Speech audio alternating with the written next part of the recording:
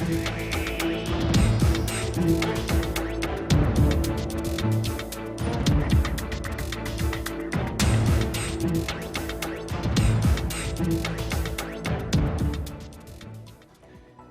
के 2 राज्यसभा सांसदों के सांसद कोटे से गांवों में काम कराने के एवज में दलाली के आरोप शून्यकाल के दौरान विधानसभा में गूंजे।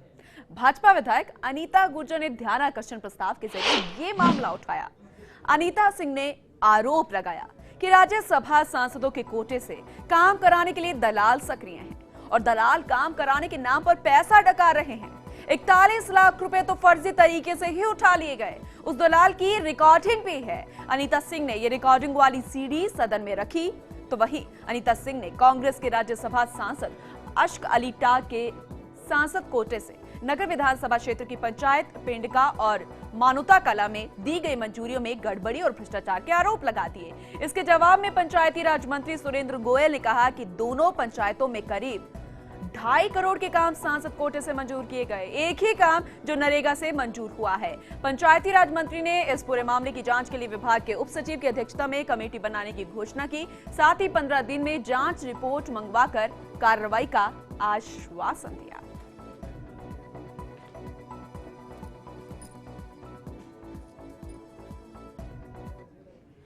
वहीं विधानसभा में प्रश्नकाल के दौरान जयपुर डेयरी में हुए भ्रष्टाचार के मामले की गूंज भी रही।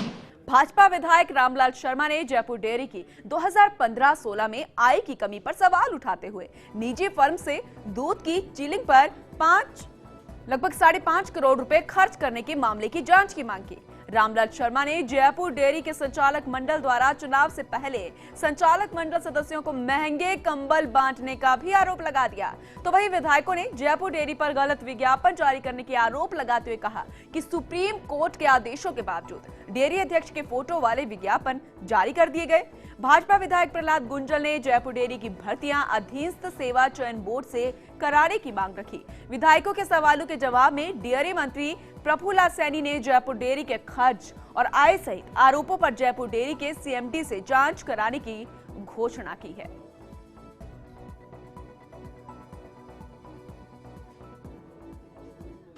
जयपुर जिले के किसानों के हितों के ऊपर एक कुठाराघात किया गया है और उनके मेहनत की कमाई का 5.5 करोड़ रुपए का भुगतान गलत तरीके से किया गया और वो भी बिना किसी प्रक्रिया को अपनाए हुए।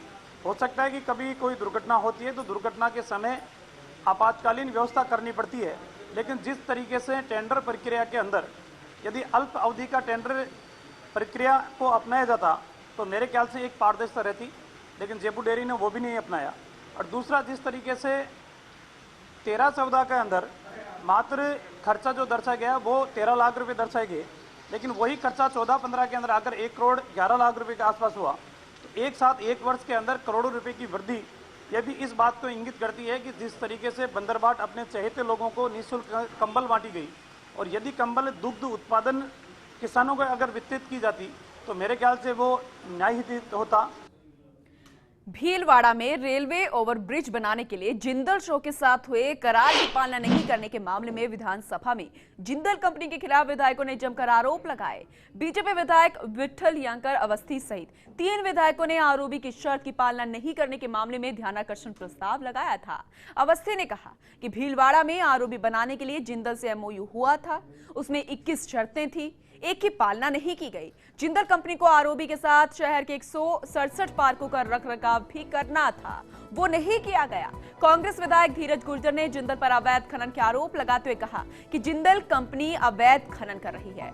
माताजी के मंदिर को गलत तरीके से शिफ्ट करके अवैध खनन किया जा रहा है, इसके बावजूद अफसर कार्रवाई नहीं कर रहे। वहीं यूडीएच मंत्री राजपाल सिंह ने कहा कि जिंदल की नाक में नकेल डालकर आरओबी बनवा लिया जाएगा। जिंदल कंपनी शर्तों के उल्लंघन की एवज में हर महीने 40 लाख रुपए दे रही है। पहले 1 रुपया नहीं आ रहा था, अब पैसा आ रहा है तो उससे काम हो जाएगा। अब फिर से समझौता किया है, आरओबी का डिजाइन खुद सरकार बनवा रही है।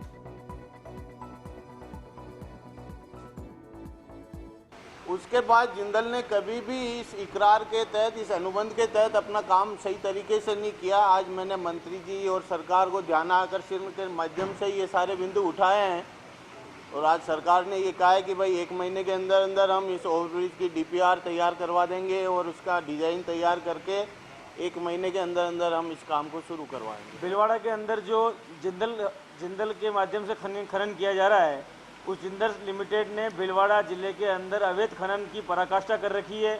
सारे अधिकारियों को अपने पैसे के दम पे उसने खरीद रखा है।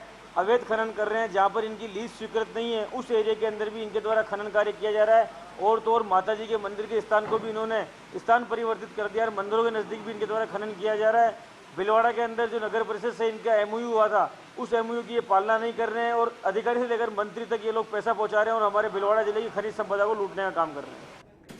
तो वहीं गृह मंत्री गुलाबचंद कटारिया ने विधानसभा में माना कि पुलिस के पास आधुनिक हथियार तो हैं, लेकिन इन्हें चलाने की ट्रेनिंग की कमी है। भाजपा विधायक कीर्ति कुमारी और विधायकों के सवालों के जवाब में गृह मंत्री ने कहा कि पुलिस के पास पर्याप्त संख्या में आधुनिक हथियार हैं। आधुनिक हथियारों से फायरिंग और जवाबी कार्रवाई में ट्रेनिंग की कमी जरूर है, जिसकी वजह से कई बार ऑपरेशन फेल हो गए हैं। कटारिया ने 1 साल के अंदर पुलिस के जवानों को आधुनिक हथियारों से फायरिंग की ट्रेनिंग में मजबूत कर दिया जाएगा। कटारिया ने भत्तों की बढ़ोतरी के सवाल पर बताया कि समय समय पर पुलिस के वेतन भत्तों में बढ़ोतरी की जाती है और आगे भी क्षमता के अनुसार भत्ता बढ़ाने की कोशिश की जाएगी।